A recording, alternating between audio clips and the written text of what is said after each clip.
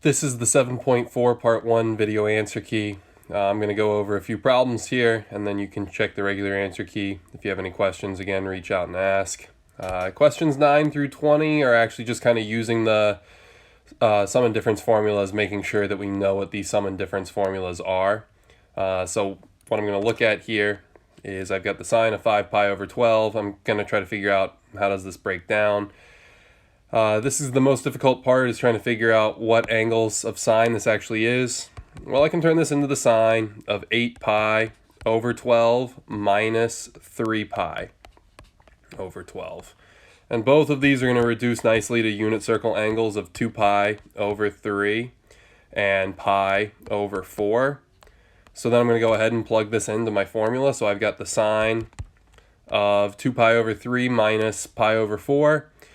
So that becomes the sine of 2 pi over 3 times the cosine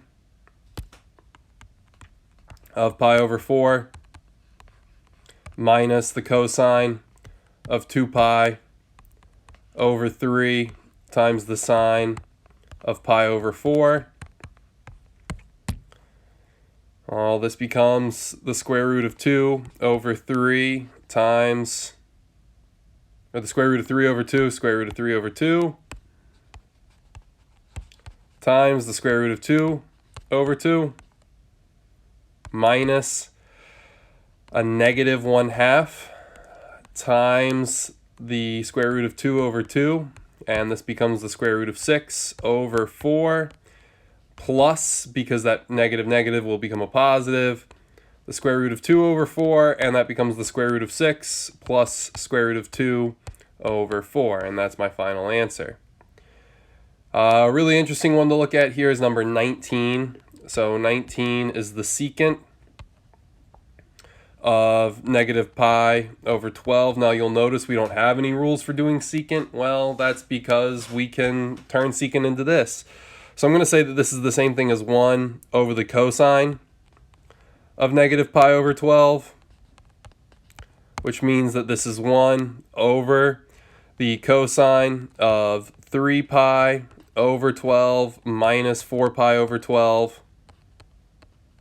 So then I can go ahead and do my cosine difference formula here.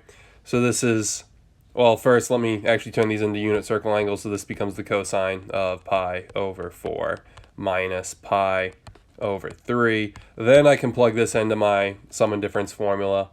And in this case, it's the difference formula. So this becomes the cosine of pi over 4 times the cosine of pi over 3 plus the sine of pi over 4 times the sine of pi over 3. So this becomes 1 over the square root of 2 over 2 times the square root of 3 over 2 plus root 2 over 2 times 1/2. This becomes 1 over the square root of 6 over 2 plus square root of 2 over 4 over 4.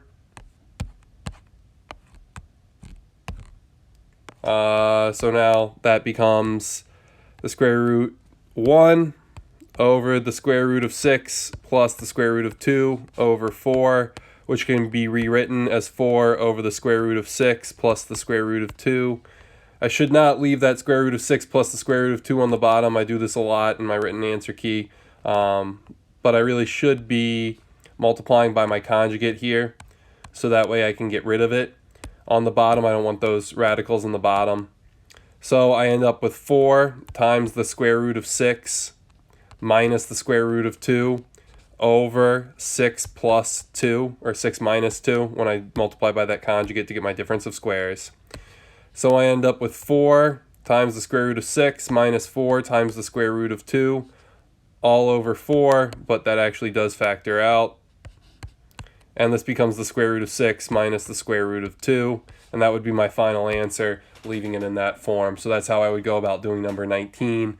seeing that secant first, rewriting it as 1 over the cosine. It ends up creating a lot of simplification, but that's just kind of the way it goes sometimes.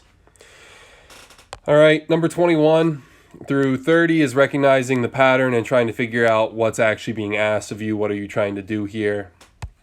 Number 21, it's asking me find the exact value of sine of 20 degrees times the cosine of 10 degrees plus the cosine of 20 degrees times the sine of 10 degrees. I recognize that this is the sine sum formula, so this actually is talking about the sine of 20 degrees plus 10 degrees, which is the sine of 30 degrees, which means that this is 1/2. Just like when I'm looking at 26, the tangent of 40 degrees minus the tangent of 10 degrees over 1 plus the tangent of 40 degrees times the tangent of 10 degrees. I see, okay, I'm looking at